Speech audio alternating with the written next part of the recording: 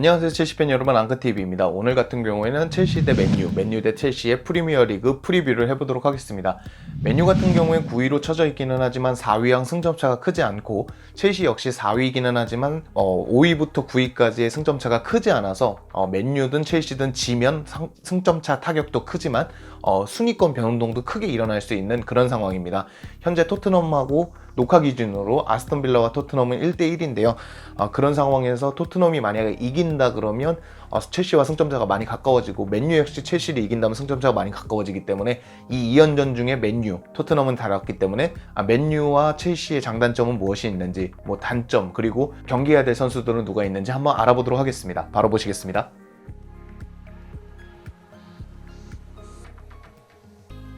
승점을 먼저 보시면 첼시는 일단 4위고 25경기 41승점을 싸면서 4위에 링크되어 있고요.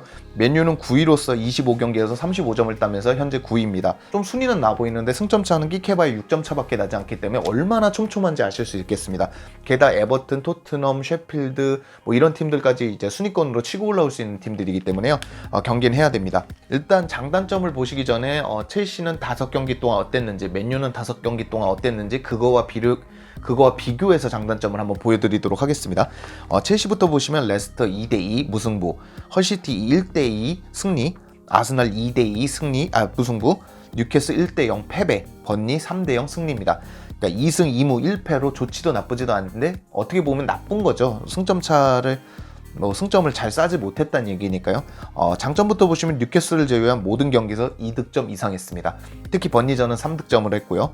레스터와 아스날 같이 빅6라고 불리는 팀들에게도 2득점까지 해내는 등 득점력은 굉장히 준수한 편입니다. 단점은 실점에 있습니다. 실점은 계속해서 하고 있다는 거죠. 번니만 제외하면 4경기 다 실점을 하고 있고, 뉴캐슬은 1대0 패배, 추가 시간에 점수를 먹히면서 패배했고요.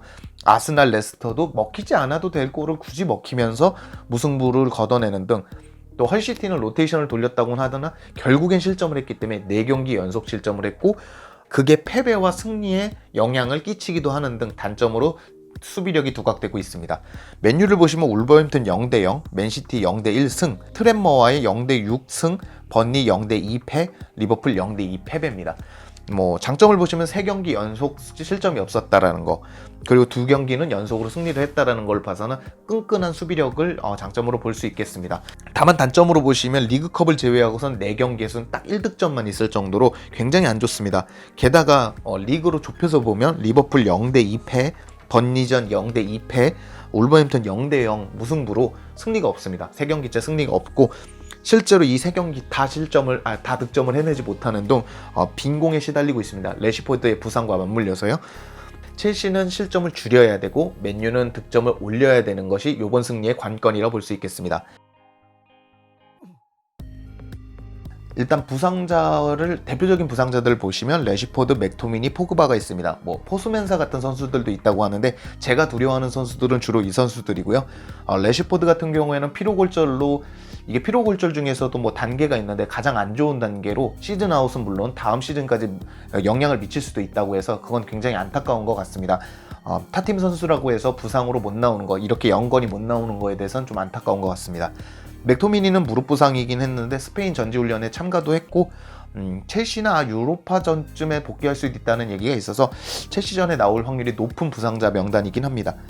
포그바는 이제 부상이 재발됐다는 얘기도 있지만 멘탈적인 문제도 좀 있고, 이적설도 계속 돌고 있고, 선수들이 같은 팀 동료가 떠나길 바란다는 얘기도 있어서 부상자 명단보다는 나와도 그렇게 큰 영향력을 끼치지 못하는, 왜냐면 본인 멘탈이 흔들리면 경기에 집중할 수가 없는 건 사실이니까요. 그렇게 볼 수 있고요. 경기해야 될 선수는 일단 마샬이 있습니다.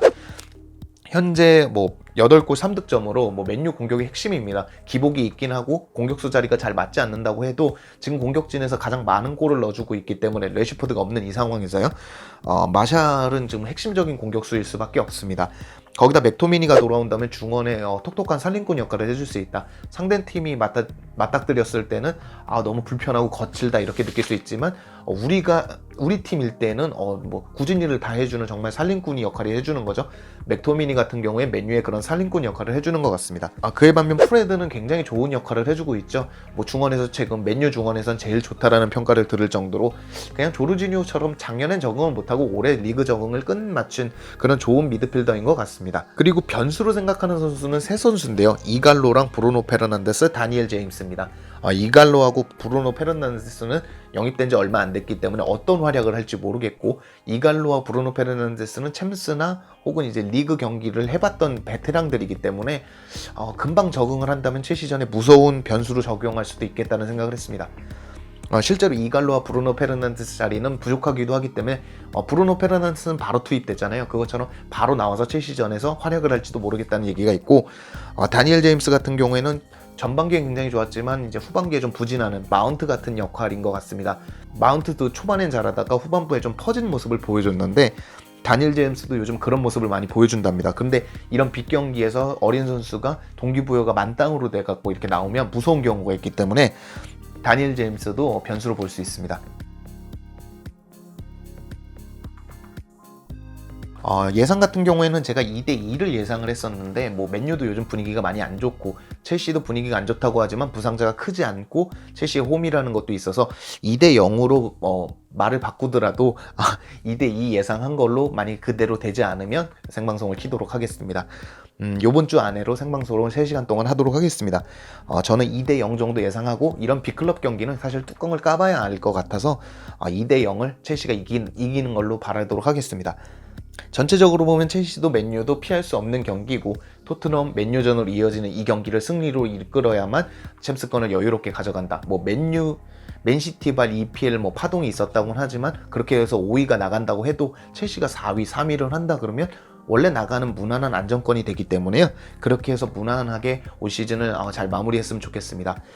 그래서 첼시가 굳이 그런 혜택이 아니더라도, 뭐 타 팀의 불펜으로 혜택을 얻지 않더라도 잘 챔스권에 안착하는 그런 경쟁력을 보여줬으면 좋겠습니다. 오늘 영상은 여기까지고요. 영상 많이 사랑해 주시고 조회수도 높고 댓글, 좋아요, 구독도 많이 해주셔서 정말 감사합니다. 더 좋은 영상을 만드는데 큰 힘이 되고 있습니다. 더 좋은 영상을 만들어서 여러분들에게 찾아오도록 하겠습니다. 맨유전, 저는 이제 다음 맨유 경기로 돌아오도록 하겠습니다. 감사합니다.